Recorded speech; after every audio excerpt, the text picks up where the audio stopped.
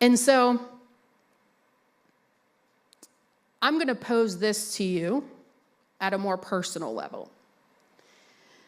So even if there is a few that remain faithful and alive in a church, what that might look like is those few people continue to be led by the Spirit in their daily lives. They continue to seek Jesus. They continue to understand the fullness of who he is. And they probably have some testimonies. They probably come to church and profess, the Spirit is moving in my life in this way. And there's probably people that ride off the shirt tails of them being faithful. So I pose this to us personally.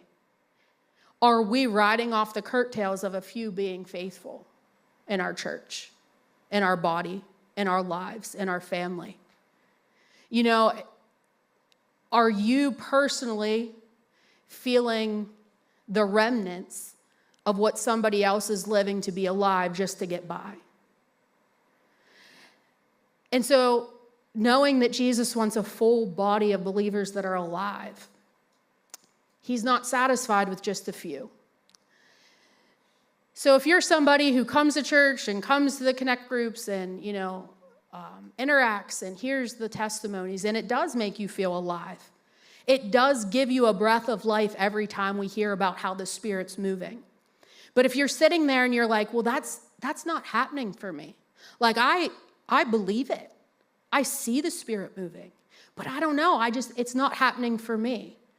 That's a personal wake-up call that Jesus is saying there might be some dead parts of you. And we shouldn't be satisfied with that. We shouldn't be satisfied with any parts of us dead.